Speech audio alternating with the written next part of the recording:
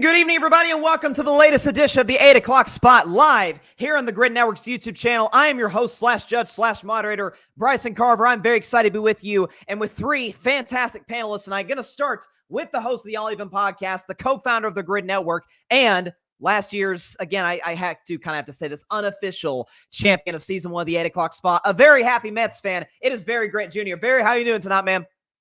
Listen, it's the same thing as always, Bryson. The creator is back. Had a lot of fun the last time I was here. I didn't win for whatever reason. I don't know.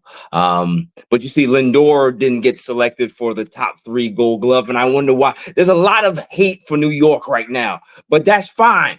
Runaway train is here. Mets is here. Queens is in the building. I'm going to get a dub today, just like the Mets are going to get a dub tomorrow. They're going to get a dub in game 4, game 5, and send those Dodgers back. We're going to send them back. So you got gentleman sweep here? Is that what we're talking here, Barry Grant Jr.? Exactly. Yeah. Okay. Send them back. All right. Well, listen, there's the home field advantage there in Queens is a real thing, so we'll see. Arthur Hurst, who's had 2 fantastic performances to start his 8 o'clock spot career, looking for his first W of this new season. Arthur, how you doing tonight, my man? What's going on, man? Heck of a weekend of football. You know, we got the Guardians and the Yankees playing right now, so, you know, it's going to be a good night. Listen, October is the sports month of the year. There's no question about that. And, I mean, playoff baseball's been fantastic, and football's been great. So, very excited to talk about all of it tonight. And finally, Paris is joining us tonight as well. Paris, how you doing tonight, my man? Not bad, man. I mean, being a Cardinals fan is kind of tough. Kyler Murray, I never know what I'm going to get every single week, but it's still a good month. Being October, you can't get a better month than October, man.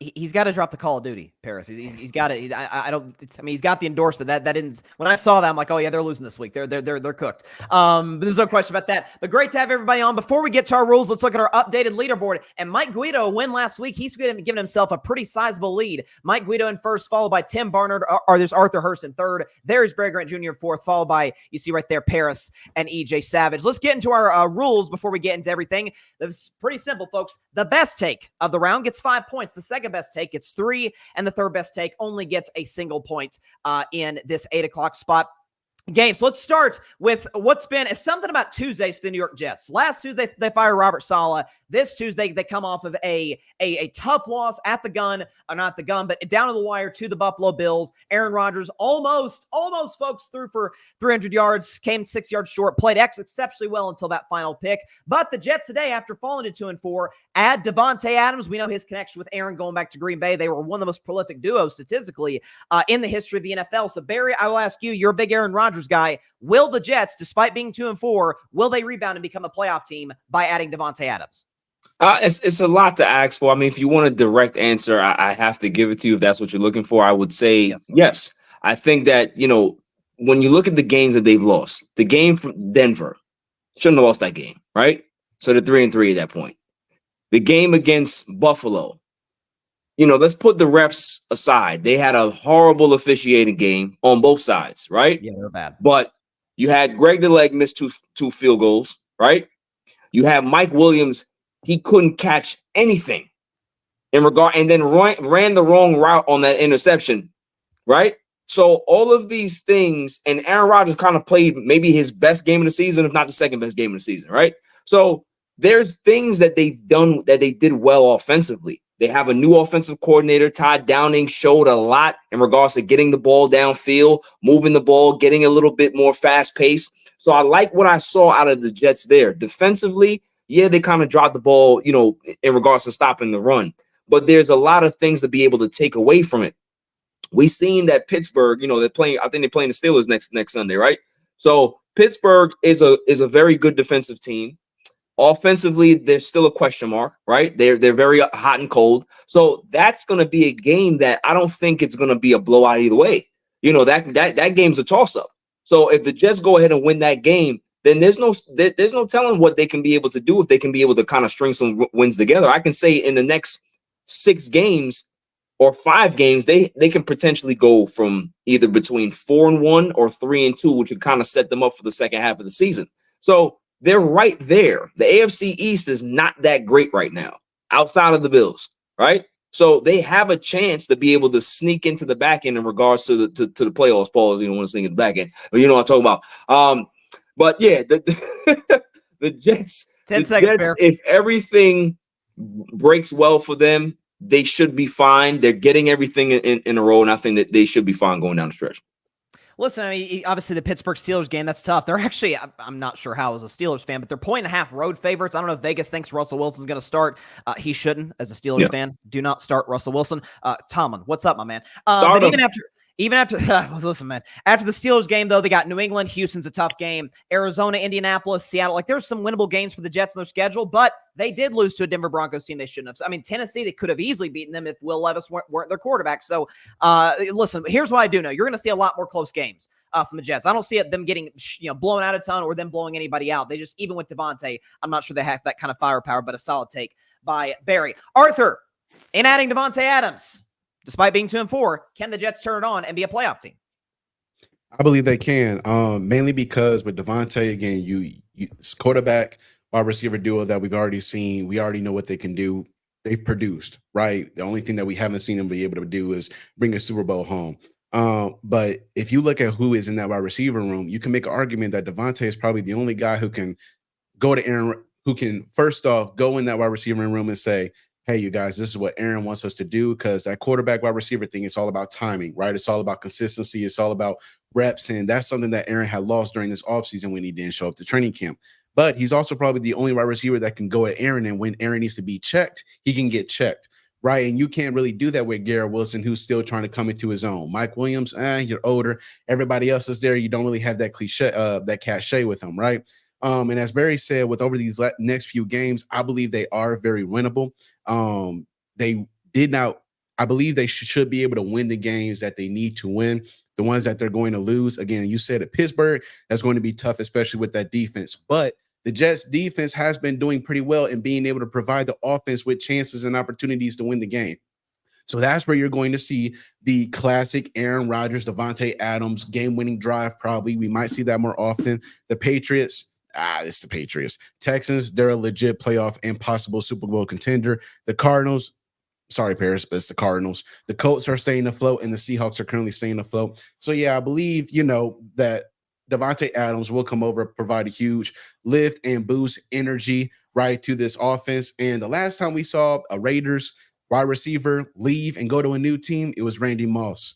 And you saw what happened with the New England Patriots and Randy Moss. Not saying that the New York Jets are New England, not saying Davante is Randy, but I am saying that, hey, the Raiders wide receiver leaves, goes to a new situation with a Hall of Fame quarterback. He produces very, very well. And so I believe that's what happened with the New York Jets.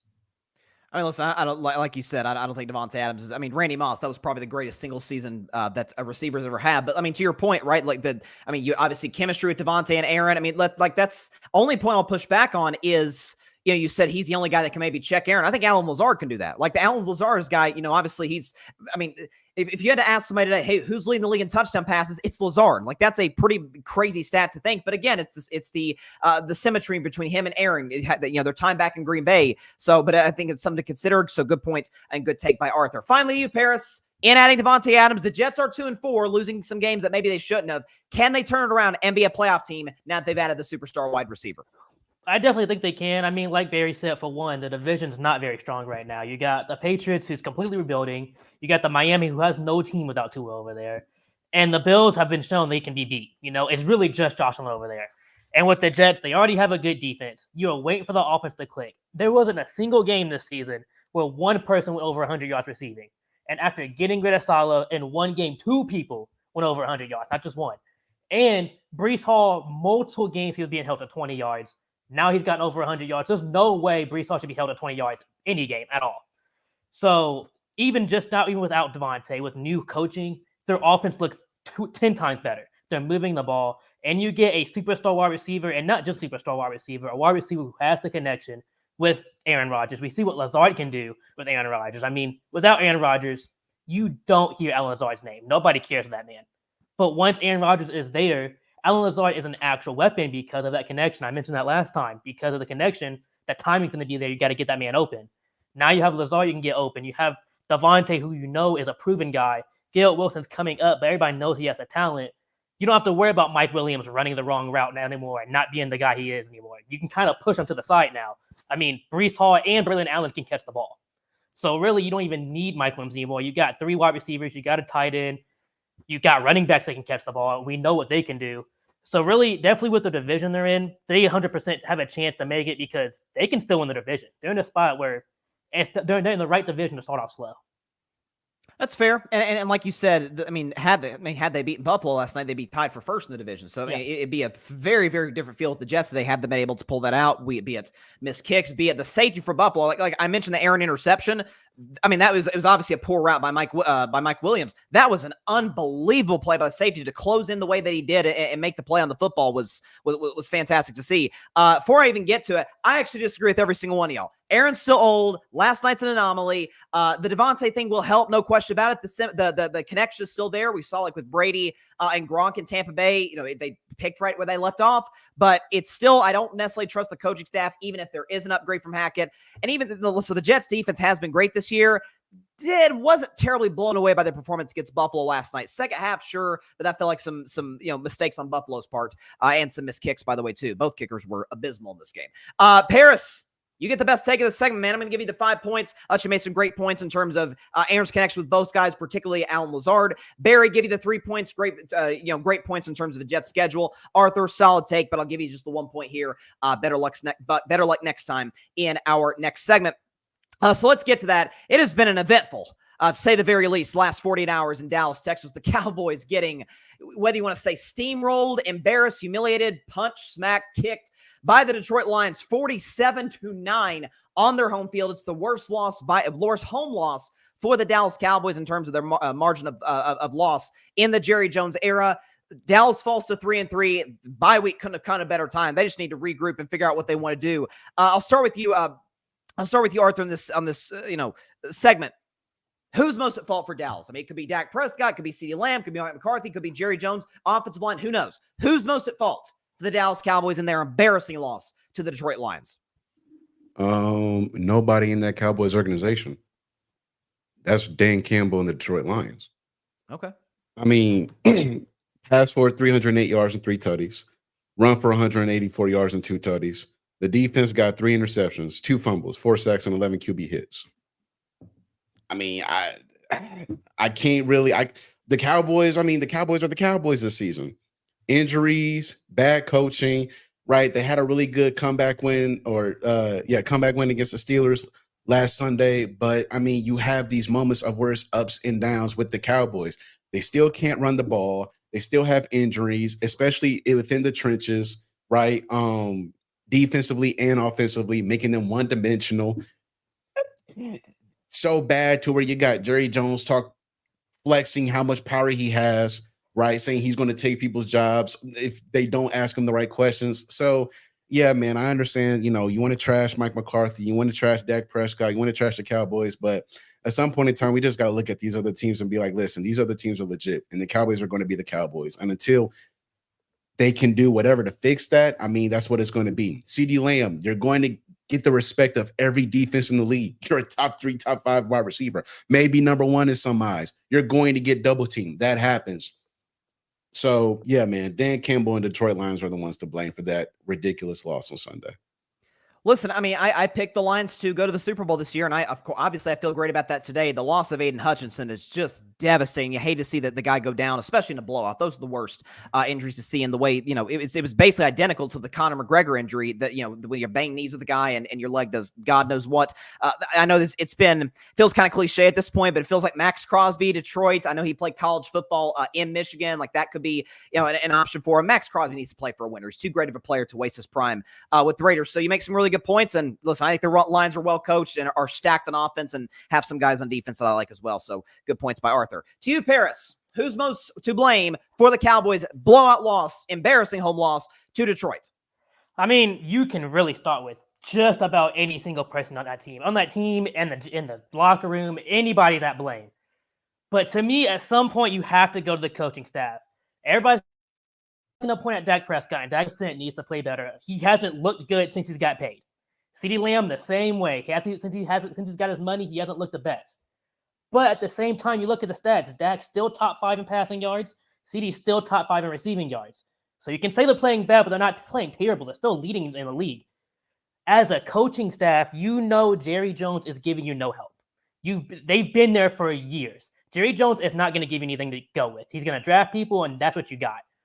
So this is going to be the same team you have last year. There's no reason this team have lost 4 straight home games. They haven't won a home game since December of last year. That's unacceptable. I get they faced the Ravens, great team, and the Lions. Two of the best teams in the NFL right there. The Saints put up about 50 points on them. That's showing how bad they are. Their defense is atrocious. We can talk about their offense. Their line sucks. They only have one weapon on offense.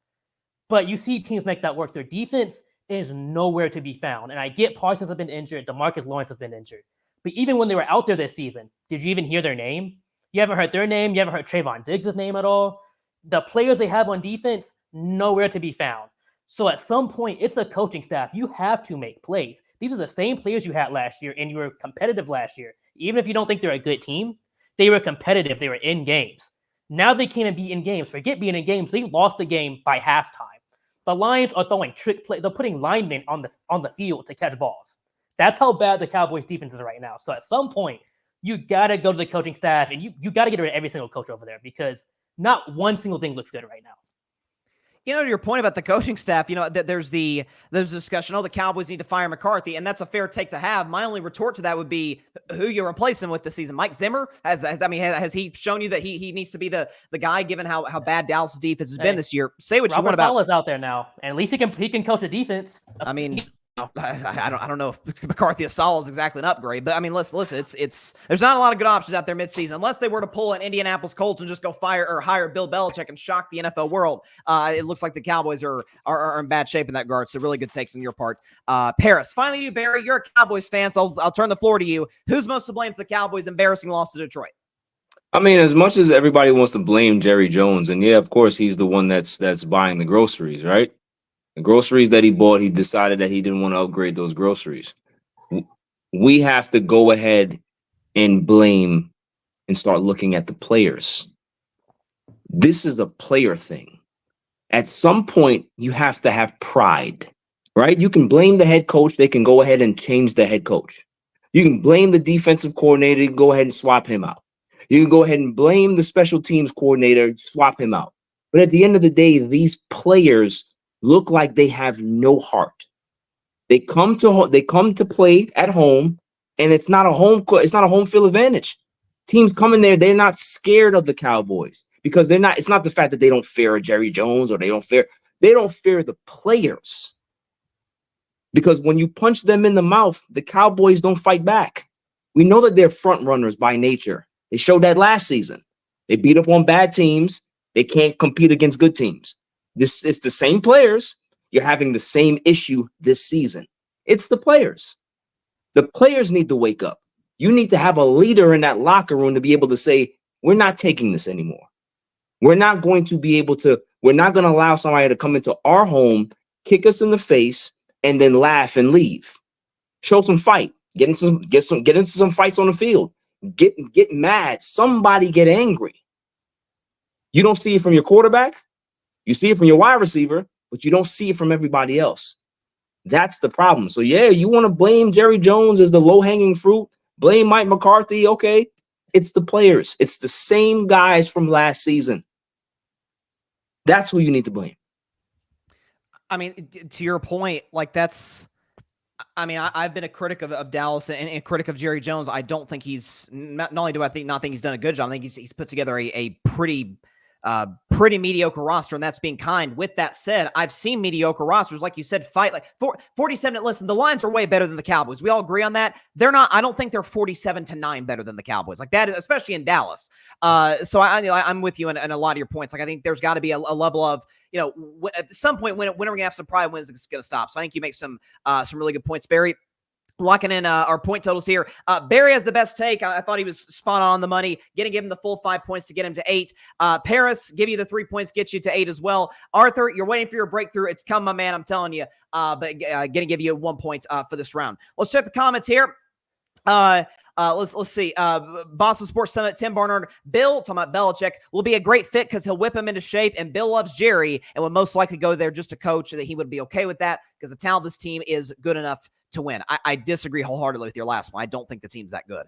But we'll see what happens. And listen, Belichick's got the incentive to try and pass Don Shula. I think he's like 11 wins behind the all-time win record. So that's something Bill's not going to want to step away without eclipsing the late great Don Shula. Let's move on to our next segment. I'll tell you what, Philadelphia, man, Nick Sirianni. So the Eagles barely squeak out a win over the 1-win Browns, who Deshaun Watson, I think the stat was crazy, something like 20-something straight non-conversions on third down before they finally got one in the third quarter.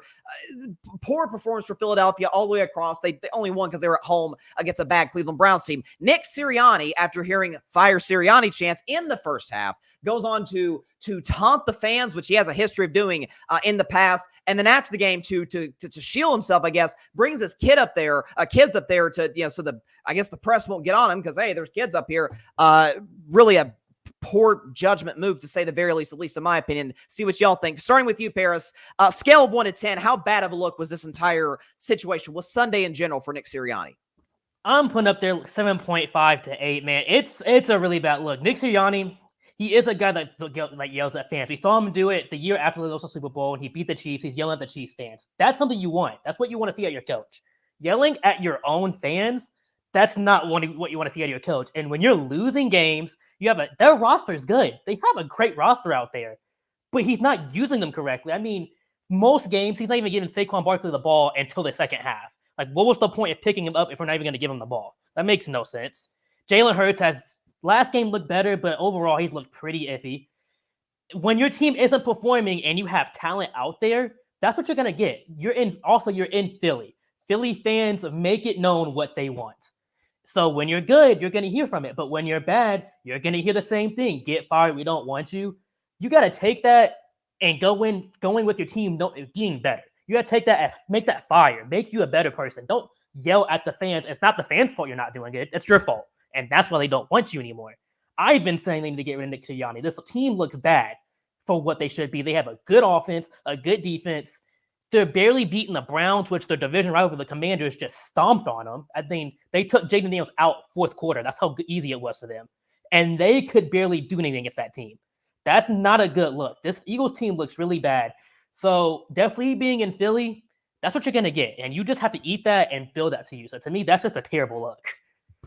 It's terrible look, and again, to your point, like it's quite different from Dallas. The talent is there. I mean, offensively, you got two outstanding receivers. Saquon, we know at Philadelphia's had a great offensive line. Feels like my entire life. And Jalen Hurts, for his flaws, he has played in the Super Bowl and almost won league MVP, albeit with a different offensive coordinator. But to your point, like Philadelphia's underachieved, and Sirianni's certainly feeling the heat. To you, Barry, scale 1 to 10, how bad is this? The antics, or whatever you want to call them, how bad is that of a look is that for Coach Nick Sirianni? I would say that it's a 3. Oh, the reason why I say it's a 3 because he's shown you this. This is not a shock. It shouldn't shock anybody. He's a dumbass. Like, he's one of those dudes that he's a sore winner and he's a sore loser when he does lose. He's one of those guys that will never take accountability for when his team drops the ball or when he drops the ball. This is Nick Sirianni. He's just weird. He's a weird guy. And if you see that there's a disconnect between quarterback and head coach, there's a reason for that, because Jalen Hurts doesn't necessarily like his head coach. I don't think that anybody likes their head coach if you're a Philadelphia Eagle at this point, because he constantly puts you in situations where you have to defend him. He's a terrible guy. He does dumb stuff. So on a scale of the Nick Sirianni scale, this is a 3, because he always has something going on every season. If you notice, when a coach has to be in the headlines like that, that's a bad thing for your organization. You don't want your coach to be making headlines. He does that every season. So it's a 3. You know what I think that is too, is a level of insecurity, because somebody commented on my show yesterday when I was talking about this. They said, what does Nick Sirianni do? What is his job? He doesn't call plays offensively or defensively. He's an offensive guy, of course. He manages the game, which was we saw at the end against Atlanta was a disaster. Some of the fourth downs against the Saints almost cost them that game. I think he has a need and insecurity. Like, I got to prove how great I am. I'll show you. And that will, in the NFL, that will really come and backfire. Because the reality is most of these games are close because these are the best football players in the world. So that the margins are very thin. You can get away with that against a bad Cleveland team, but against a Washington, even against a Cowboys team who's very familiar with you, the Giants have beaten you in the past. That can not only cost you the division, it can cost you a playoff spot in an NFC that is just stacked with great teams. So I totally agree with your point, Barry. 3 out of 10, like we kind of used to this with Nick Sirianni. Finally, you two, Arthur, scale 1 to 10. How big of a concern or how big of a deal is this with Nick Sirianni going after Eagles fans? Okay. I'm not gonna lie. I saw it was funny. I just laughed because I was like, what the hell are we doing? So I gotta agree with Barry. It's a 3 or even lower. It's funny because I don't know how much weight it pulls, but it has been going around the Reddit pages ever since it was released. The alleged fan who Sirianni was yelling at or conversing with at the end of the game gave context to what was happening. The fan said that he was, a few drinks in, he's drunk. So he's, telling Sirianni to run the ball and stuff. And Sirianni's back at him, say, we will, yada, yada, stuff like that. And then after that game, Sirianni goes over to that particular fan and says, see, we ran the ball, yada, yada, yada. We won the game, whatever. But yeah, man, I mean, look, you barely beat Cleveland. You haven't looked the best all season. And Sirianni said it, post game, like I wanted to give, that fire, that passion, that love or whatever to the fans. And I get it. Right. But, sometimes the optics, the look of it doesn't really always match the intention. And that's why context and the story and everything is needed. So if that is true and that, that's him and just a fan, like connecting on a sort of thing, and just having a passion and love for the Philadelphia Eagles and his fan base, then it's one thing. But again, as both, my coworkers have said, it's not a surprise. It is what it is. This is what we're going to get. And, we saw that one time, I forget who they beat, but Sirianni did something and Jalen Hurst was like, hey, dude, put your hand down. You know what I'm saying? So it's just like little stuff like that where it's just like, we get it, dog. So it's a 3 for me. The game you're referring to is actually the Super Bowl against Kansas City, where there was Nick Sirianni was challenging a play at the end of the first half. He thinks he's won. He sticks his arm out to Jalen Hurts, the 20-something-year-old who, in theory, should be, I guess, less mature than the 40-plus-year-old. Grabs him like, Coach, what are you doing? And it's like the report. I apologize. Who wrote this? Might have been Jeremy Fowler. I can't remember who it was of ESPN. Wrote a great piece about the relationship in the offseason or during training camp. And there was a line, something along the lines of, well, they don't hate each other. I'm like, well, that's not exactly a ringing endorsement of their relationship. Like Tom Brady and Bill Belichick weren't best friends. They never went out to dinner together for 20 years, but there was a healthy respect for the other's football intellect. You do not see that with coaching quarterback in this spot. So it could be a really big problem for Philadelphia moving forward. Best take again goes to you, Barry. Barry Grant Jr. gets 13 points. Arthur, I'm going to give you the 3 points here. Solid take on your part. Paris, you only get 1. But as we see here today, again, Barry in first, Paris in second. Barry's got 13 points. Paris got 9. Arthur Hurst with 5 points. We're going to go into the final round with all 3 contestants. We're going to go to the Chicago Bears. And how about Caleb Williams putting together an unbelievable performance? How about 4 touchdowns passing? A pass rating of 124 in a blowout win, 35-16 over the Jacksonville Jaguars across the pond in London. Caleb Williams was nothing short of phenomenal and has looked better and better over the last few weeks as time has gone on. I'll start with you, Arthur. As far as Caleb goes, can the Bears be a playoff team? They're in a stacked division, the NFC North, but can they be a playoff team with this guy? Man. I'm gonna have to go no. Just because of I'm gonna have to go no, man. Right now he's averaging 219 passing yards per game. But you look at who they have to play against upcoming. Commanders are right now 14th in the league in passing yards allowed per game with 216. The Cardinals 11th with 220. The Patriots 9th with 228. The Packers, who they have to play 2 more times or twice, 8th with 228. The Vikings, they have to play twice, 3rd with 263.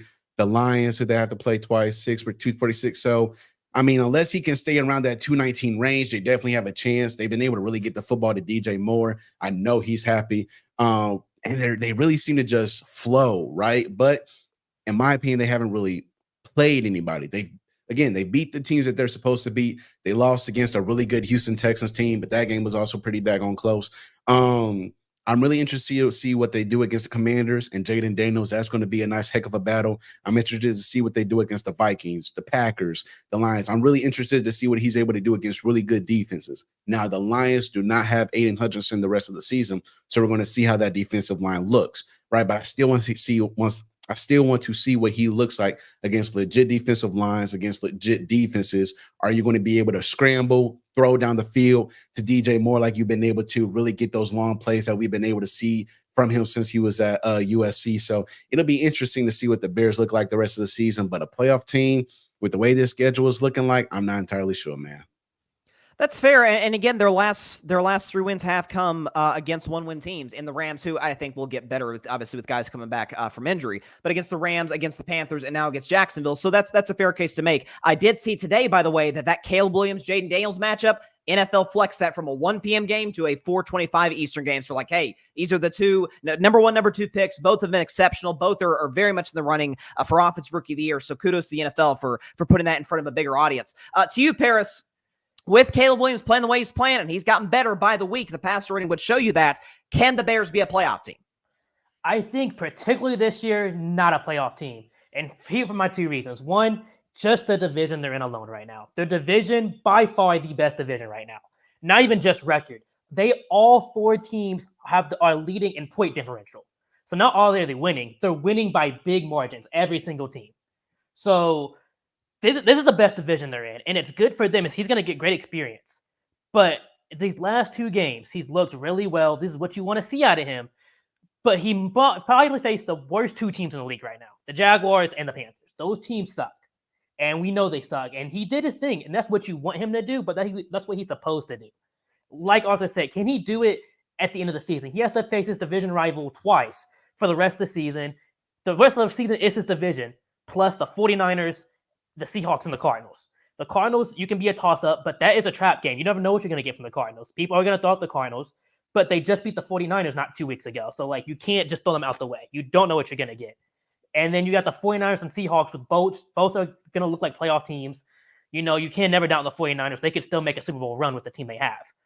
And then you got to face the Packers twice, the Vikings twice, the Lions twice. With that schedule, I don't think Caleb Williams is able to go through that schedule and do good enough to make the playoffs. I'm not saying he's going to lose. He might go 500. He might go just under 500.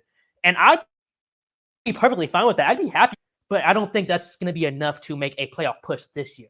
But it's great for him in his career. First year, if he can get through this year with a winning record and just miss the playoffs, and it's just because of how his division turned out this year, what are the odds every single year his division is performing like this? I mean, we didn't even expect the Vikings. We didn't even expect the Vikings to be this good. So the odds that the rest of this team can do this, the rest of the teams can do that in this division every single year, puts them in a really good spot. It does. And again, to your point, it's not like the Bears are playoffs or bust or heads are going to roll. If this is a team that wins 8 games, 9 games, is in the hunt in week 17, 18, and Caleb, wins Offensive Rookie of the Year, I think you feel great about where you're at with the franchise. The Bears, in their history, have never had a 4,000-yard passer or a guy who's thrown for 30 touchdowns in a season. If Caleb does that, if you're a Chicago fan, you're over the moon about what the future could bring you, especially with what they have, DJ Moore, Keenan Allen, and company. So great points across the board by you, Paris. Finally, to you, Barry. You're a big USC guy, but obviously Caleb Williams was very successful there, won a Heisman Trophy. Thoughts on Caleb Williams? Can he get, with the way he's playing, can the Chicago Bears get to the playoffs? I mean, with the extra playoff spot, anything's possible, right? But realistically, when you talk about what's ahead of them and the fact that Caleb Williams is still learning on the job, right? They're a good young team. They have some pieces. But I think it's too premature to say that they can make the playoffs. I think it's better for Chicago Bears fans to just kind of enjoy the development, to see how he's progressing week to week, see what he does, the ebbs and flows of his game. But in regards to expecting a lot out of this team in year one, CJ Stroud did wonders. And I think when you see, first-year quarterbacks do that, a Dak Prescott, right? when you see guys do that, it kind of gives you that I guess, opinion or whatever thought process of, man, yeah, maybe they can do it. But we're talking about the NFC here. The NFC is a tough place to play. It's a tough division. They're in a tough division. They have good teams ahead of them. So for them to even make the playoffs or even be remotely viable in the NFC is a tough ask to ask for a rookie quarterback and a bunch of young guys to be able to do it. So is it possible with the extra playoff spot? Yes. Is it probable? No. I mean, it's fair. And to your point, and this is something that I actually said on my show, carving it up, going into the season that, a lot of people disagree with me on, is that NFC is better than the AFC this year. I mean, I think the AFC, as we sit here today, has 3, maybe 4 elite teams. Kansas City, Houston, and Baltimore. I think we all agree across the board elite teams. Buffalo, they added Amari Cooper today, so that they certainly got better in that regard. Because of previous history, I'm willing to put them there. Outside of that, there's Chargers are finding their way. The Steelers will see. Whereas the NFC, you got obviously Washington shocking the world. The NFC North being excellent. Quietly, this Falcons-Buccaneers race for the NFC South is a really fun matchup to watch. Kirk Cousins, Baker Mayfield, and then obviously in the NFC West with San Francisco. So, again, the NFC is the better conference. So I think you make a lot of great points. Paris, I'm going to give you the best take for the segment. You got 14 points. Barry, though, edges you out with 16 in total. They are ahead of the final. Arthur, I'm sorry, my man. 6 points, not quite enough to get the job done and advance to the final round. But we will talk to you at the end of our last segment, see what your thoughts are on the final round, which features Paris Brown and Barry Grant Jr. in the final. Which the final rules are pretty simple, folks. The best take gets 10 points. All right. It's a great equalizer in this 8 o'clock spot tournament, an opportunity to really get yourself into the mix, into the standings, and to really do some damage in that regard. Let's go to Major League Baseball, where as we sit here right now, again, at the time of this live, the New York Yankees are currently hold a lead in Game 2 of the ALCS, 3-0 over the Cleveland Guardians. We'll see if Cleveland's able to get back in that game. But the Yankees really well played a game in Game 1, winning 5-2 over Cleveland. As for the other team in New York, the Mets going on the road to Dodger Stadium after getting blown out and getting shut out. 9-0 comeback. Francisco Lindor leadoff homer. They got a grand slam in the second inning, which propelled them to a 7-3 victory over the Dodgers as that series shifts to Queens, New York for games 3, 4, and 5. I will start with you, Paris. More likely to win the World Series, is it the New York Yankees or is it the New York Mets? So it's funny because I already know he's going to go with the Mets being a Mets fan, but you got to think I'm a Red Sox fan.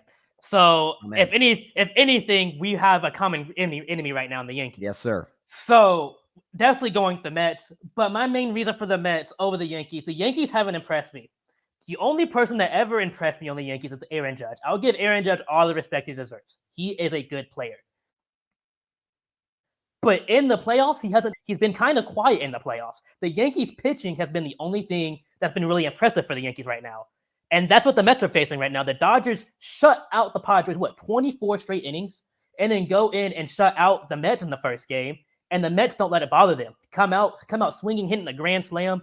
This is what the Mets do. They are probably one of the best fighting teams in the MLB this year. And that's why they have the heart. It doesn't matter what they go through, what type of tough loss they have to endure. The next game, they're back, and they're back and better. And that's what you need in a playoff situation. And we've seen this multiple years. The hot team is the team you have to worry about the most in MLB playoffs. And there is no hotter team right now than the New York Mets. I was going with the Guardians as my pool last time I was on here. The Guardians have done okay, but they've kind of been slow. Their pitching isn't doing the best, and their hitting's kind of disappeared. The Mets have everything. They're hitting well. Francisco Lindor should still win MVP. I know everybody's going to go for Ohtani, but in Lindor, 100% should be an MVP this year. And when you have the heart like the Mets team do, the heart and the fight like the Mets team do, there's no better team to win a series in the playoffs than the Mets. And they face, honestly, I think the better teams. The Dodgers are just a better team. I mean, to go back to something I said, the last two, it's notable to say the last two NL champions have been 6 seeds. The Philadelphia Phillies in 22, and then last year the Arizona Diamondbacks were the 6th seed, I believe, if memory serves me correctly. In 23, the Mets obviously looking to change that. And again, it's I keep saying this, the MLB postseason is pitching and it's vibes. Now, I don't know, maybe Barry will touch on this. I don't know if I trust the trumpet man, Edwin Diaz. He is Craig Kimbrell. You would appreciate this, Paris. He's Craig Kimbrell 2.0, man. He'll get the save, but he'll give you a heart attack in the process. But the vibes for New York are off the charts, with Lindor doing what he did, his heroics in game 161 against the Braves. Pete Alonso saving the Mets bacon in game 3, the decisive game 3 in the wild card against the Brewers. Lindor's grand slam in game 4 against Philly. Good vibes going on in New York. There's no question about that. So great points for you, Paris. And of course, Barry Grant Jr., you've been waiting for this. You're a big Mets fan. You're in Queens. Let me know what you think about it. I know what your answer is going to be, so I'm curious what your overall take is. More dangerous to win the World Series, the Mets or the Yankees? Well, of course, I'm going to go with the Mets, but here's the reason why.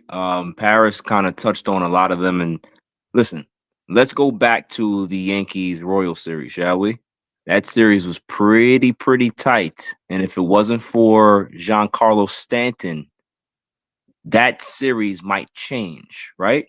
So the Yankees have been a two-man race all year in regards to offensively. The Mets have not. The Mets have had multiple guys show up in multiple situations all year long, whether it be Francisco Lindor, whether it be Mark Vientos, whether it be Brandon Nimmo, whether it be Pete Alonso, whether it be, JD Martinez. So many different guys have stepped up, and you continue to see that during the playoffs, right? That's why the Mets are a lot more dangerous. Pitching wise, it's all hands on deck. We know Senga had a struggle, but this is a team that no matter how much they're down, people killed them after game 1. But we knew what the situations were. 3 days off, they're flying to the West Coast, early game, well, not really early game, mid game, whatever it is, they were tired. They had to reset. The Guardians with the Yankees, they were playing on the road. They still have a chance to go back to home field and take 2. So the series is not over yet. The Yankees are holding home court, but the Mets right now took one in LA and going back for 3 games in Queens. That's the biggest thing, is that this is a team that's one of the best offenses in baseball, and they've made them look pedestrian in that game too.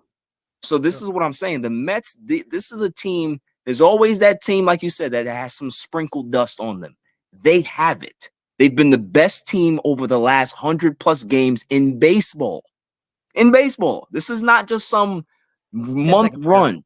Over the span of 100+ games, the Mets have been the best team in baseball. So this shouldn't shock a lot of people, especially people in Queens. And I just want to say to Paris, you said it very eloquently.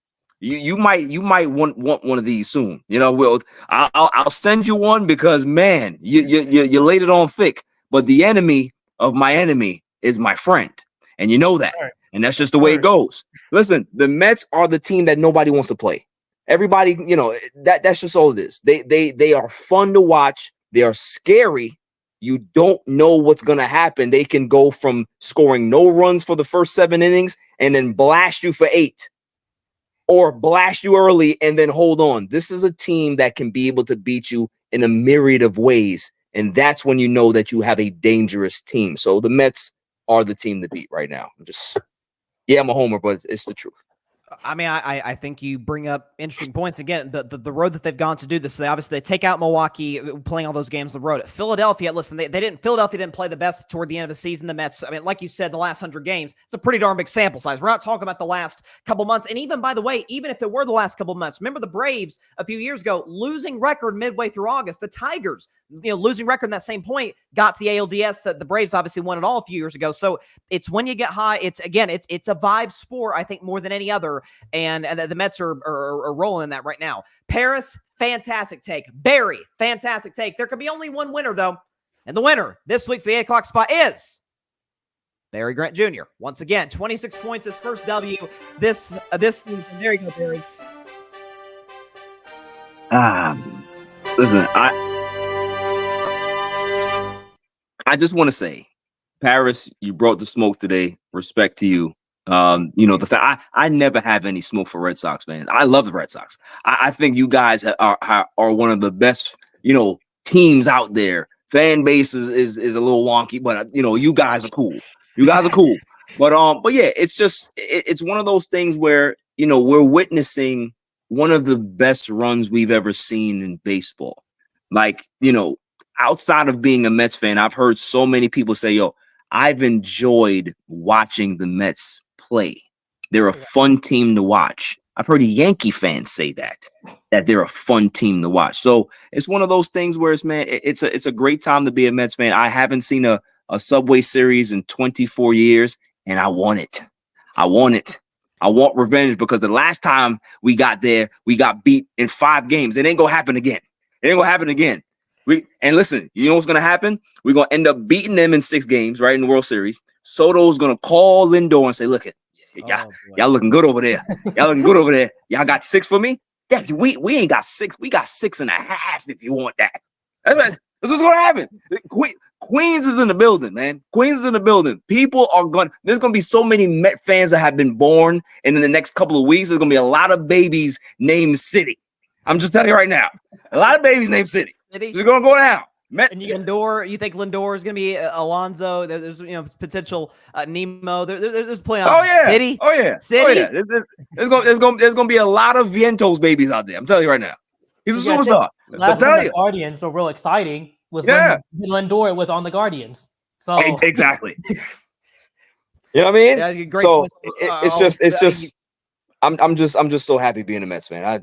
That's all. It's a great. I can see it in your body language, your face. Like there's a different vibe about Barry Grant Jr. He's not the old curmudgeon who's just going about this. No, there's a different energy to Barry. I can see it. Before we get out of here, Arthur, your thoughts on my final call here? Do you think Barry should have won, or you think Paris?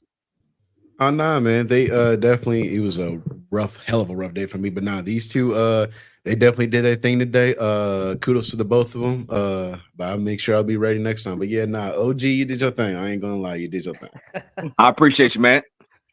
He was great. Shout out Barry Grant Jr. once again reclaiming, at least for this week, his crown, the 8 o'clock spot leader, or not the leaderboard, but today's leaderboard. Paris, agree with Barry. You brought the heat. You're fantastic today. Arthur, better luck next time. I can tell you, your breakthrough is coming. I know you're 0 for 3, and there's going to be people in the Gryd Network. It's a long season, baby. Hey, long season. The internet picked a hell of a time. Hey, yes, sir. that's what? That is what? There's no way. That is fantastic. That's how you end the show. That's how you end the show. That's how you end the show. All you can do. That's all I got. That's all I got. Man, that'd be the shit. Oh, we listen, good, man. That's Barry Grant Jr. That's Paris. That's Arthur. That's Bryson. 8 o'clock spot. Come here every week, man. We here. We doing it. Oh, you back? He's back. I was doing your clothes. I was doing your clothes. I didn't know you were gonna come back. Go close. You've earned that right. Same Batman channel, same Batman time every week, man. 8 o'clock spot. Come see the boys. Come support them because they do a great job on this network. So shouts to y'all. See you, everybody.